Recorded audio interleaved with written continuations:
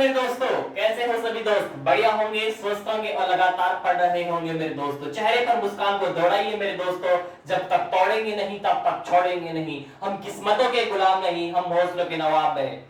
हाँ जाए जिंदगी में, लेकिन हम वो तीर जिंदा रखेंगे उसका। हम मैदान फतेह कर कर ही छोड़ेंगे। ये 2021 हमारा वर्ष होगा। चलो स्टार्ट करता हूँ। और मंजिल ने हौसलों से कहा तेरे बस की बात नहीं। हौसलों ने मंजिल की आंखों में आंखें डाल के बोला चल छुट्टी तेरी इतनी औकात नहीं। मंजिल की इतनी औकात नहीं मेरे दोस्तों। चलो स्टार्ट करता हूँ।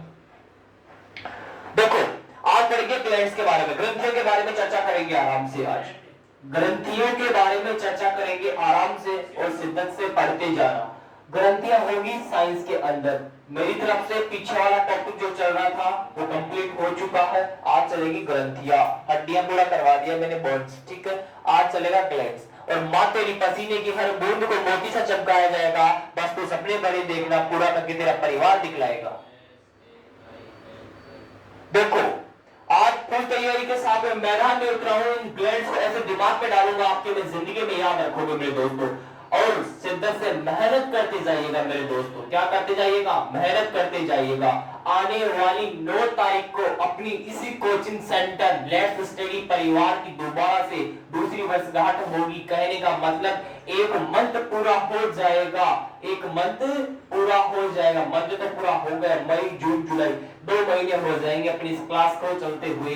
कहने का मतलब मई से स्टार्ट हुई थी, 9 मई से क्लासेस अपनी, और 9 जुलाई को बड़ी सौगात देने जा रहा हूं। आपके क्या चल रहा है? स्टैटिक चल रहा है, साइंस चल रही है।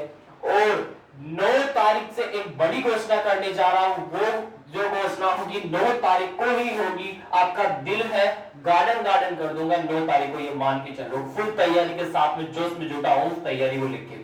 बस आपके सामने रखना है 9 तारीख को वो। और आपको आपकी जो तैयारी होगी वो एक सीधी सटाक दिशा के अंदर होगी। यानी कि केवल आपको केवल बदन पे वर्दी, कंधों पे सितारे और सिर पे टोपी चाहिए और कुछ भी नहीं चाहिए अपन को। स्टार्ट करता हूँ ग्लैंड्स, ग्रंथियों के बारे में। ओनली दिमाग में डालते जाना। सीधी सीधी कहानियां हैं, कहानियां अगर नहीं है आराम से सुनते जाना। जैसे गाना सुनते हो वैसे सुनते जाना, ऑटोमेटिक याद होगी। ध्यान सुनना। देखो, ग्लैंड्स है उनको 2 पार्टों में बांटा गया है। ग्लैंड्स को 2 भागों में, यानी ग्रंथियों को 2 भागों के अंदर बांटा गया है। कौन कौन से भागों के अंदर? एक तो एंडोक्राइन, और एक एक्सोक्राइन। एंडोक्राइन और एक्सोक्राइन 2 ग्रंथियों के बारे में इनको बांटा गया है ग्लैंड्स को, ठीक है मेरे दोस्तों। अब पूछे गुरु जी एंडोक्राइन क्या होता है? मेरे दोस्तों, एंडोक्राइन अंतःस्त्रावी ग्रंथियां होती है। क्या होती है? अंतःस्त्रावी ग्रंथियां होती है। कौन? एंडोक्राइन।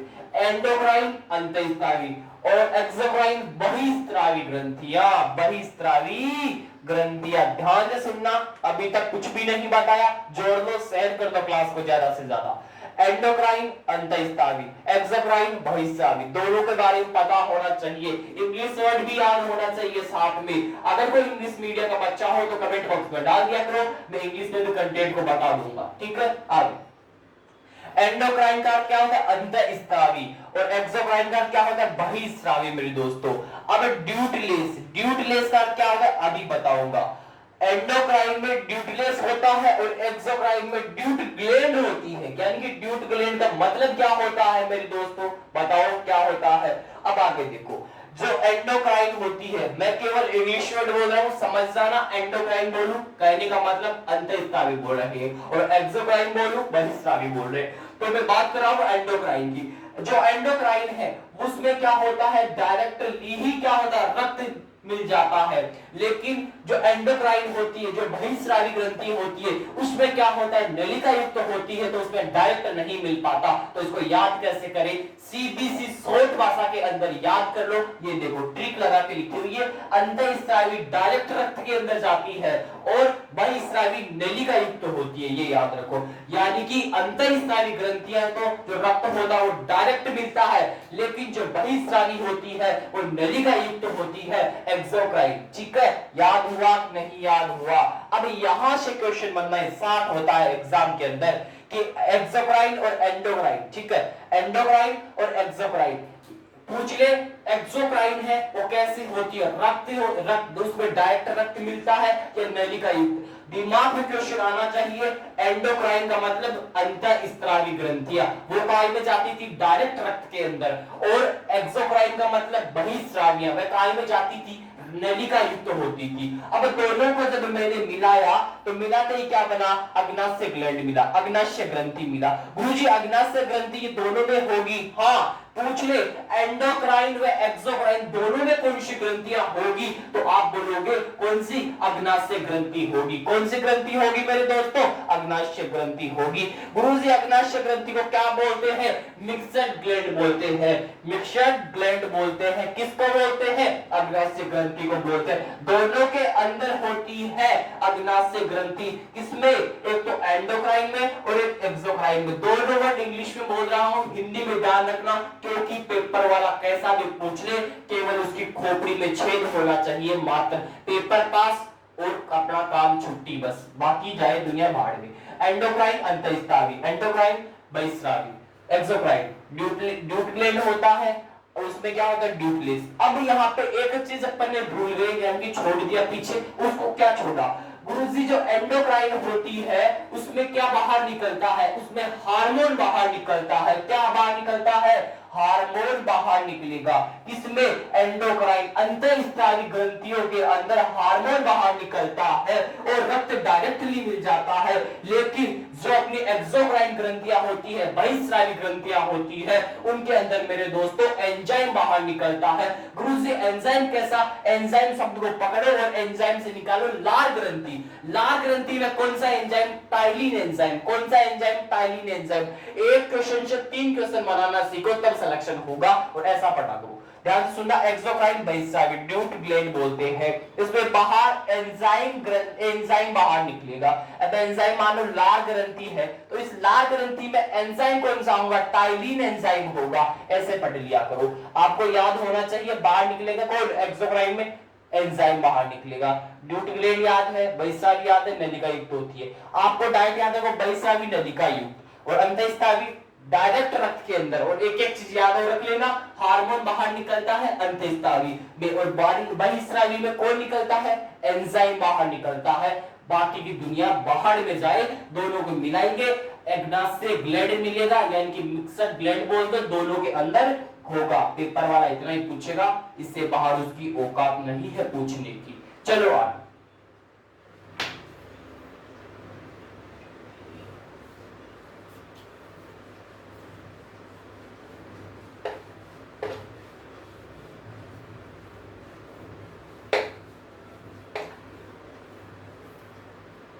चलो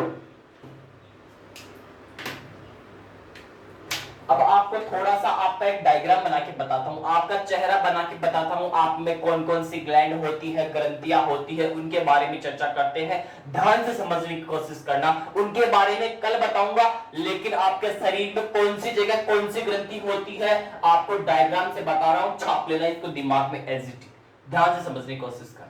ये मान लो आपका चेहरा है, फेस है, ये आपके कान हो गए, और ये आपके जुल्फे वाले बाल हो गए, बड़े बड़े बाल हो गए।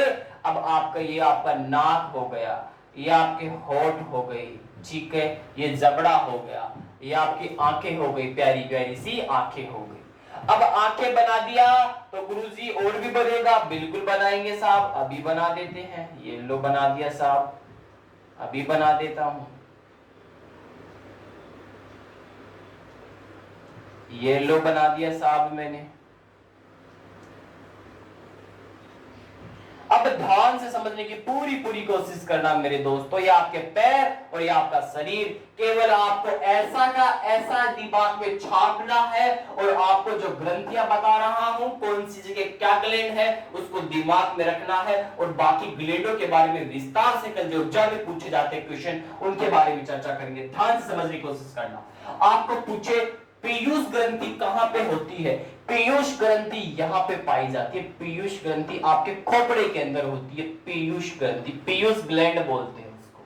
क्या बोलते हैं? पीयूष ग्लैंड। गुरुजी हाइपोथैलेमस क्या होता है? हाइपोथैलेमस क्या होती है? यहाँ होती है मेरे दोस्त, यहाँ होती है हाइपोथैलेमस। गुरुजी याद कैसे करें? अरे दोस्तों अभी बताता हूं। हाइपोथैलेमस, थैलेमस ग्लैंड, ग्रंथि। अब देखो, आप थैले में क्या लेके जाते हो? गोलियां लेके जाते हो, बोल लेके जाते हो। तो इस थैले को पकड़ो, यहां से थैले को उठा लो। आप थैले को क्या करते हो?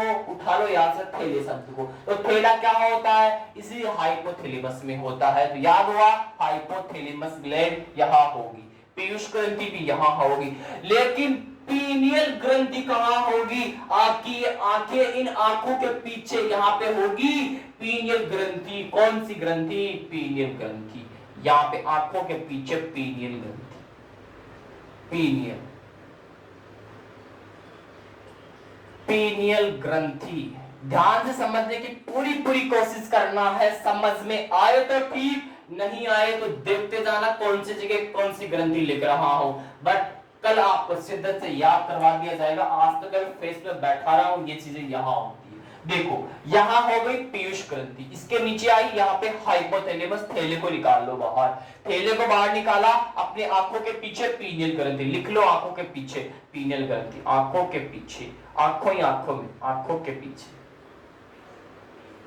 और मंजिल ने हौसले से कहा तेरे बस की बात नहीं। हौसले ने मंजिल की आंखों में आंखें डाल के बोला चल छुट्टी, तेरी इतनी औकात नहीं।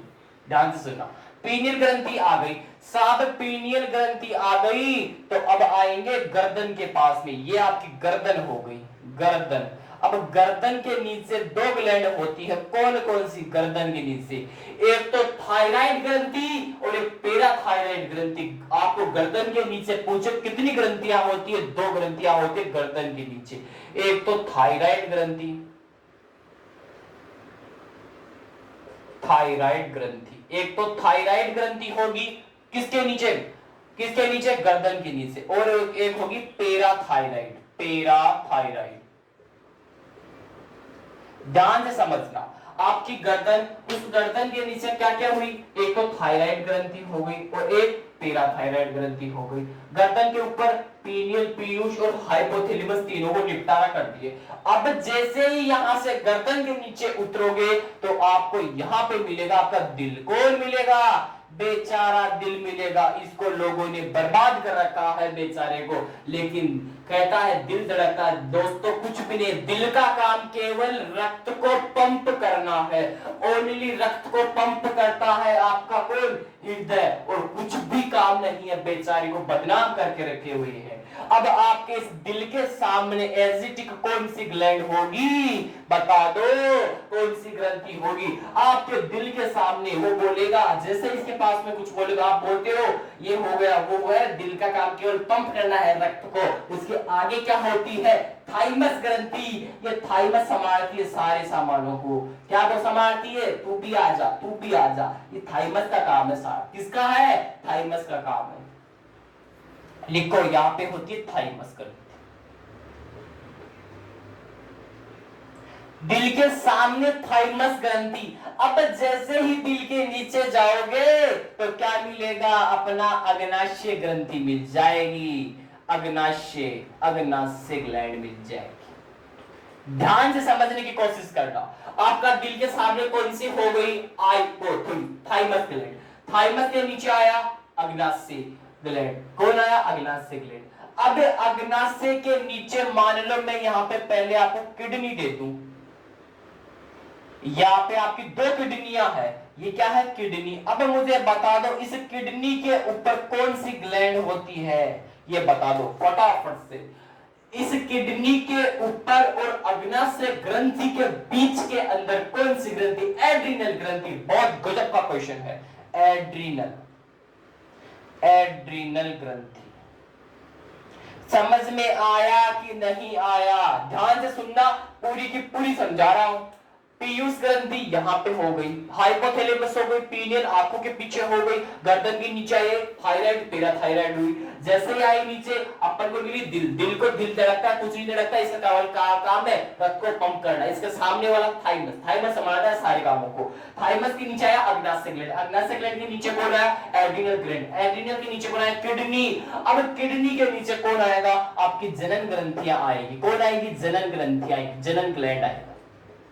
अब इसके नीचे कौन आएगा अंतःस्त्रावी ग्रंथियां हो जाएगी, ये आपके पैर आ गए। अब यार लिख लो अंतःस्त्रावी ग्रंथि, ठीक है। आपको एजिटिक दिमाग में पूरा का पूरा डायग्राम छाप लेना है, जहां पे जो ग्रंथि लिखा हूं वैसी की वैसी दिमाग में छपनी चाहिए। कल जब मैं क्लास में आऊं मैं यही दोबारा बनाऊंगा और लिखूंगा पीयूष ग्रंथि, फिर लिखाऊंगा पीयूष के बारे में क्या क्या है काम किए, फिर हाइपोथैलेमस यही बताऊंगा। तो दिमाग में छपी हुई होनी चाहिए ये वाला ये काम। तो कोई पूछे बिना तो उसको सारे को बरोड़ के बता दो कि ये वाला काम यहाँ करती है, ये ग्रंथि ये काम करती है, ये काम करती है, अरे ये तो ये है। लेकिन अपना काम ये नहीं है, अपना काम है केवल सलेक्शन लेना, बात खत्म, ज्ञान लेना नहीं है, ठीक है। आज साइंस के अंदर ओनली आपको ग्लैंड टॉपिक स्टार्ट किया है, ग्लैंड टॉपिक को अगले 2 से 3 दिन के अंदर समाप्त कर दिया जाएगा। बट जो ग्लैंड होगा उससे 1 से 2 क्वेश्चन एग्जाम में पूछे जाते हैं, और एग्जाम्स आ रही है आपकी एयरफोर्स वगैरह की एग्जाम्स आ रही है दोस्तों, इसकी डेट वगैरह आ चुकी है, पढ़ लो आराम से। इस क्लास से क्वेश्चन टपकेंगे साइंस में, मैं फिर कह रहा हूं टपकेंगे साइंस में क्वेश्चन यहां से। और फिर कह रहा हूं क्लास को लेना स्टार्ट कर दो इसको, ये क्लास आपको एसआई आरएस लेवल तक की क्लास है ये क्लास। फिर कह रहा हूं एसआई लेवल एसएससी लेवल तो रामबाण साबित होगा इस क्लास में, गारंटी है मेरी। और स्टैटिक आने वाली 9 तारीख को तो ऐसा तहलका बचा के छोड़ूंगा इस क्लास का, एक क्लास और आपके लिए चालू कर दी जाएगी। ये नहीं बताऊंगा पहले वो किसकी क्लास होगी, 9 तारीख को ही उसकी घोषणा की जाएगी, एक क्लास और स्टार्ट होने जा रही है। क्योंकि अब रण में उतर चुके हैं, मैदान में उतर चुके हैं, तो अपनी तैयारी फुल करनी पड़ेगी और जो मैदान है उसको फतेह करके आना पड़ेगा दोस्तों। 2021 जुलाई का माह चल रहा है, 7वां महीना, मात्र अपने पास में 5 महीने हैं तैयारी करने के, अभी भी समझ जाओ। एसएससी जीडी छोड़ दो उसको सारे को, आपको केवल तैयारी करो, जो सामने दिखे उसको निशाना बना के साले को वहां से निकाल दो, जो आए उसको निकाल दो, आए निकाल दो, ये रखो अपना लक्ष्य, ठीक। चलो आप मेघालय की चल रहे थे, राज्य दर्शन मेघालय के अंदर चल रहे थे मेरे दोस्तों। क्या बोलोगे कि जो मेघालय है आपका मेघालय, उस मेघालय की राज्य व्यवस्था के बारे में थोड़ी सी चर्चा कर लेते हैं मेरे दोस्तों। क्या करते हैं मेघालय के बारे में थोड़ी बहुत चर्चा करते हैं आज, राज्य व्यवस्था के बारे में। मेघालय की प्रमुख राज्य व्यवस्था, मेघालय की प्रमुख राज्य व्यवस्था के बारे में थोड़ी सी चर्चा करते हैं मेरे दोस्तों, बहुत बढ़िया तरीके से चर्चा करेंगे। क्या करेंगे, इसमें सबसे पहले आता है अरुंधति रॉय, सबसे पहला नाम आता है अरुंधति रॉय। अब मुझे बता दो अरुंधति रॉय का जन्म कहां पे होता है, लिख लो। अरुंधति रॉय का जन्म शिलोंग में होता है, और शिलोंग कहां पड़ता है, मेघालय के अंदर पड़ता है, और शिलोंग सो भी स्मार्ट सिटी भी है मेरे दोस्तों, लिख लो। अब पूछेंगे कौन सा पुरस्कार मिला है, मैन बुकर पुरस्कार मिल चुका है, मैन बुकर पुरस्कार मिल चुका। कौन सा पुरस्कार, मैन बुकर पुरस्कार भी मिल चुका है। मुझे बताओ अरुंधति रॉय की पुस्तक का नाम, कितनी 3 पुस्तकें हैं, तीनों पुस्तकों में से ऐसी कौन सी पुस्तक है अरुंधति रॉय की जिसके लिए मैन बुकर पुरस्कार मिला है अरुंधति रॉय को। एक पुस्तक का नाम तो मैं बता रहा हूं, नोट कर लो, आजादी। 2 पुस्तकें और, उन दोनों पुस्तकों के नाम आप आज कमेंट बॉक्स में यही डालोगे कि ये भी बताना है दोनों पुस्तकों में से ऐसी कौन सी पुस्तक है जिसके कारण अरुंधति रॉय को मैन बुकर अवार्ड दिया गया है। जन्म शिलोंग में होता है, मेघालय। अरुंधति रॉय इंपोर्टेंट है, परीक्षा में इनकी पुस्तकों से डायरेक्ट क्वेश्चन करेगा, ठीक है। चलो फिर आगे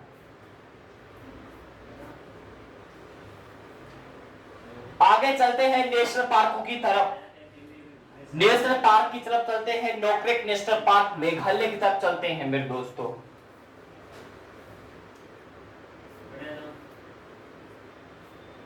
लिखो Nokrek, Nokrek national park. Nokrek national park कहां पे स्थित है? मेघालय के अंदर स्थित है। मेघालय, नोक्रेक नेशनल पार्क मेघालय के अंदर स्थित है। और इसके अंदर क्या, किसके लिए प्रसिद्ध है Nokrek national park? Red panda के लिए प्रसिद्ध है। लिख लो red panda, red panda, red panda के लिए प्रसिद्ध है, प्रसिद्ध है। कौन है? रेड पांडा के लिए कौन प्रसिद्ध है? Nokrek national park. Nokrek national park Meghalaya के अंदर मिलता है। और जो रेड पांडा है वह संकटग्रस्त हो चुके हैं, संकटग्रस्त हो चुके हैं, संकटग्रस्त हो रहे हैं, धीरे धीरे संकटग्रस्त होते जा रहे हैं। बहुत संकट के अंदर है ये। कौन? Red panda. ये कहां पे मिलते हैं? इसी नोक्रेक नेशनल पार्क में मिलते हैं। और नोक्रेक नेशनल पार्क कहां पे स्थित है? मेघालय के अंदर स्थित है। उल्टा और सुल्टा दोनों बोल के देखो, ऑटोमेटिक याद हो जाएगा। सीधा सा क्रम है, याद कर। चलो आगे। अब चलते हैं चेरापूंजी की तरफ। चेरापूंजी मुझे बताओ किस पहाड़ी के नीचे है? खासी की पहाड़ी के नीचे। दवाई वाली खासी की पहाड़ी नहीं दोस्तों। लिखो चेरापूंजी, चेरापूंजी। अब जो चेरापूंजी है, क्या है चेरापूंजी? ये किस पहाड़ी के नीचे? खासी की पहाड़ी के नीचे। खासी की पहाड़ी के नीचे स्थित है। लिखो एक बार इसको, देखो चेरापूंजी खासी की पहाड़ी के नीचे स्थित है। नोट करते जाइएगा। अब पूछे खासी की पहाड़ी के नीचे स्थित है, मुझे बताओ सबसे ज्यादा वर्षा कहां पे होती है? मेघालय में। इसी चेरापूंजी मेघालय में अधिक वर्षा होती है, अधिक वर्षा। ध्यान से नोट करते जाएगा। चेरापूंजी कहां पे स्थित है? मेघालय के अंदर स्थित है। मेघालय, चेरापूंजी मेघालय में स्थित है, खासी की पहाड़ी के नीचे स्थित है। और यहाँ पे अधिक वर्षा भी होती है चेरापूंजी के अंदर। डायरेक्टली ही क्वेश्चन एनटीपीसी ने पूछा था। एनटीपीसी ने क्या पूछा और बच्चों ने बता दिया। क्या पूछा? मेघालय में चेरापूंजी जो है कौन सी पहाड़ी के नीचे स्थित है? बच्चों ने ऑप्शन दिया खासी की पहाड़ी के नीचे। कई तो ऐसे दुश्मन थे वहां पे, खासी की पहाड़ी भी होती है क्या ये बोल रहे। अरे भैया खासी की पहाड़ी होती है, पढ़ा हो तो आप आंसर दे उसको, वरना छेड़ो मत उस क्वेश्चन को, आप सिलेक्शन हो पढ़ोगे। तो खासी की पहाड़ी होती है। चेरापूंजी जो है वो खासी की पहाड़ी के नीचे स्थित है, मेघालय के अंदर है। ठीक है, अधिक वर्षा भी होती है यहाँ पे, ये भी याद रखना। चलो आगे। अब चलते हैं जलप्रपातों की तरफ।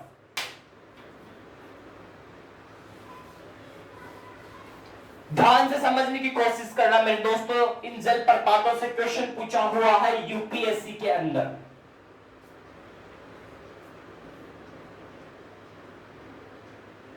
देखो जलप्रपात, आओ जलप्रपातों में डूबे, डूबे लगा लो। आओ आओ जलप्रपातों में डूबे। उसमें नौका लिखाई लिख लो पहले, नौका लिखाई। नौका लिखाई जलप्रपात कहां पे स्थित है? नौका लिखाई जलप्रपात चेरापूंजी मेघालय में स्थित है। चेरापूंजी मेघालय के अंदर, चेरापूंजी मेघालय के अंदर नौका लिखाई जलप्रपात स्थित है मेरे दोस्तों। अगला लगाओ सेवन सिस्टर जलप्रपात, सेवन सिस्टर जलप्रपात। सेवन सिस्टर जलप्रपात भी चेरापूंजी मेघालय में स्थित है। चेरापूंजी मेघालय में स्थित है। बस पढ़ना है, सिलेक्शन लेके बदन पे वर्दी, कंधों पे सितारे, और फिर शादी करके कुल्लू मनाली घूमने जाओ दोस्तों। फिर आप मेरे को केवल सिलेक्शन दे जाओ, केवल आप, कुछ भी नहीं चाहिए। लिखो नौका लिखाई जलप्रपात चेरापूंजी मेघालय में, सेवन सिस्टर जलप्रपात चेरापूंजी मेघालय में। एक और रह गया एलिफेंट जलप्रपात, लिख लो, आगे लिख दूंगा, चलो उसको।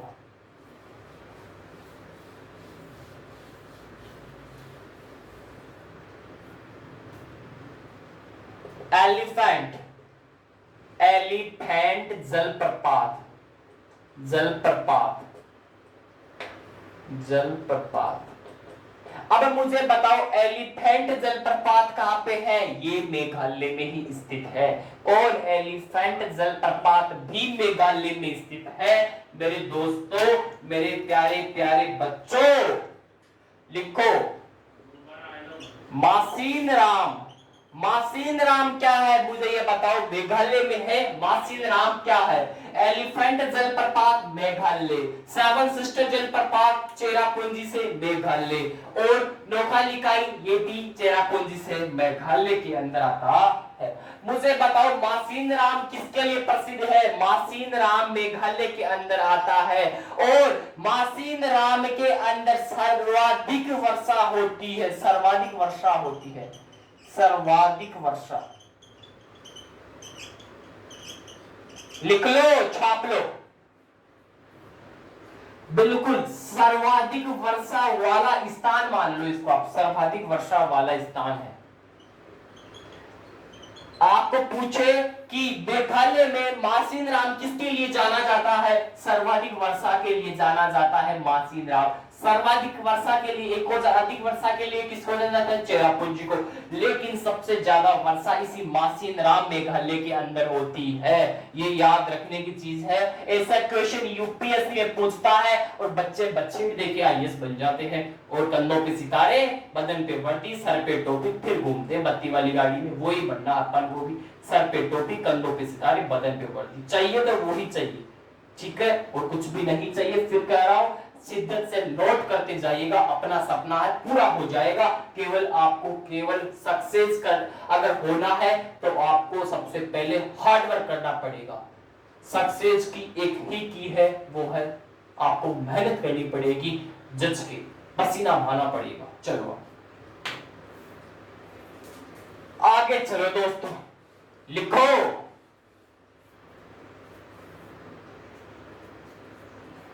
100 डैम फेस्टिवल। मुझे बताओ 100 डैम फेस्टिवल किसके लिए जाना जाता है? बताओ 100 drums festival. 100 drums festival Wangala festival, Wangala festival, Wangala festival. अब वांगाल फेस्टिवल क्या होता है गुरुजी? इंग्लिश समझ में नहीं आती। अरे मैं कब कह रहा हूं, याद करो। जब फसल कटाई होती है मेघालय में, फसल कटाई के समय 100 डैम फेस्टिवल यानी कि वांगला फेस्टिवल किया जाता है। लिख लो, फसल कटाई के समय, फसल कटाई के समय, फसल कटाई के समय होने वाला फेस्टिवल 100 डैम फेस्टिवल यानी कि वांगल फेस्टिवल होगा। फसल कटाई के ऊपर होगा, फसल कटाई पर 100 डैम फेस्टिवल। आगे चलो, आगे चलो, चलो चलो चलो मेरे दोस्तों, आगे चलो, आगे बढ़ो, अपना माँ बापों का नाम रोशन करो, बड़े हो, बढ़िया तरीके से स्टार वाली हो, वर्दी पहनो, टोपी पहनो, सपना यही रखो। आगे लिखो ओमामियन। ओमामियन क्या है? झील है। पूछ ले ओमामियन झील कहां पे पड़ती है? मेघालय में। ऐसे क्वेश्चन कहां छुपे हुए हैं गुरुजी? निकाल निकाल के लाओ इन झीलों के क्वेश्चन ना। ये भी आपके लिए भंडारा कर दूंगा इन झीलों के लिए मेरे दोस्तों। केवल पेपर ही तो पास करवाना है मेरे को, आपको करवा के छोड़ूंगा। ओमामियन झील कहां पे पड़ती है? मेघालय के अंदर पड़ती है। याद रखना, ओमामियन झील मेघालय में पड़ती है। अब एक चीज को और लिख लो, थोड़ी सी लिख लो, स्टार लगा के नीचे। शिलोंग क्या है? शिलोंग मेघालय की सर्वाधिक ऊंची चोटी शिलोंग है। लिख लो, मेघालय की सर्वाधिक ऊंची चोटी, मेघालय की सर्वाधिक ऊंची चोटी शिलोंग है। और शिलोंग 100वीं स्मार्ट सिटी भी है। यहां से एक क्वेश्चन को और पकड़ो, पोस्टमार्टम पूरा करो। 100वीं स्मार्ट सिटी, 100वीं स्मार्ट सिटी कौन आती है? शिलोंग आती है। और शिलोंग मेघालय की सबसे ऊंची चोटी भी कौन है? शिलोंग है। शिलोंग मैंने 2 दिन हो गए पढ़ाते हुए, याद हो जाना चाहिए। अभी इस क्लास में 10 बार बोल दिया मैंने। शिलोंग से डायरेक्ट क्वेश्चन पूछा था रेलवे के अंदर कि शिलोंग क्या है, सॉरी पूछा था 100वीं स्मार्ट सिटी कौन सी है, शिलोंग है। अब शिलोंग याद आया तो वहां से क्वेश्चन और पकड़ लो कि मेघालय की सबसे ऊंची चोटी भी शिलोंग ही है। याद हो गया। मेरी तरफ से मेघालय का राज्य दर्शन कंप्लीट पूरा खल्लास कर दिया मैंने, आपको 2 दिन के अंदर निपटा दिया। कल चलेंगे अपन हिमाचल प्रदेश के अंदर, उतर जाएंगे। किसके जरिए उतरेंगे?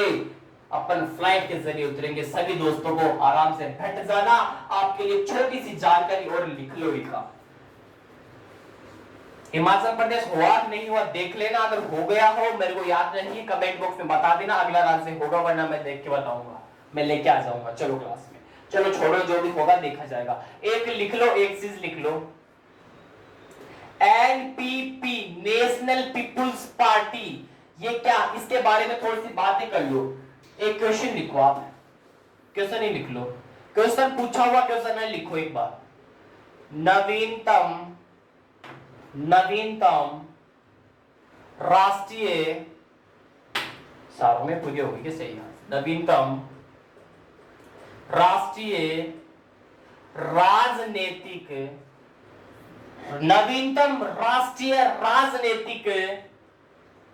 पार्टी, नवीनतम राष्ट्रीय राजनीतिक पार्टी कौन सी है? NPP, national people's party. लिख लो, नेशनल पीपुल्स पार्टी एनपीपी, नवीनतम राष्ट्रीय राजनीतिक पार्टी। डायरेक्टली ही क्वेश्चन पूछा था, किसके अंदर पूछा था? एसएससी में पूछा था शायद ये क्वेश्चन कि नवीनतम राष्ट्रीय राजनीतिक पार्टी कौन सी है? एनपीपी। अब एनपीपी को उठा के ले आओ बाहर यहाँ पे और एनपीपी का पोस्टमार्टम कर दो कि एनपीपी का निर्माण 2013 में होता है। निर्माण 2013 में होता है। कौन करता है? पीए संगमा करते हैं। गुरुजी पीए संगमा तो हमने पढ़ा था, क्या पढ़ा था? पीए संगमा मेघालय के मुख्यमंत्री भी है वर्तमान में संगमा जी, और नेशनल पीपुल्स पार्टी की भी स्थापना करते हैं पीए संगमा। 2013 में इसका निर्माण होता है और लोकसभा के स्पीकर भी रह चुके हैं पीए संगमा। लिख लो, लोकसभा के स्पीकर भी रह चुके, लोकसभा के स्पीकर भी रह चुके। कौन रह चुके? पीए संगमा। और वर्तमान में मुख्यमंत्री है मेघालय के। और निर्माण किसका किया? नेशनल पीपुल्स पार्टी का। कब किया? 2013 में किया। ये क्या है? नवीनतम राष्ट्रीय राजनीतिक पार्टी है। कौन सी है? National people's party. मेरी तरफ से जितनी भी बन सके आज के लिए, जितने भी इंपॉर्टेंट कंटेंट बन सका मैंने आपके सामने प्रस्तुत किया दोस्तों। अगर मेहनत आपको पसंद आई हो तो आज कमेंट बॉक्स भरा होना चाहिए। आपको इतना ही कहूंगा और जाता जाता मंजिल ने होशों से कहा तेरे बस की बात नहीं। होशों ने मंजिल की आंखों में आंखें डाल के बोला चल छुट्टी तेरी इतनी औकात नहीं। और माँ तेरी पसीने की हर बूंद को मोती से चमकाऊंगा। माँ तू सपने बड़े देखना, पूरा करके तेरा परिवार दिखलाएगा। अपना ध्यान रखो, अपनों का ध्यान रखो, स्वस्थ रहो, मस्त रहो। Bye bye, have a nice day. जय हिंद दोस्तों।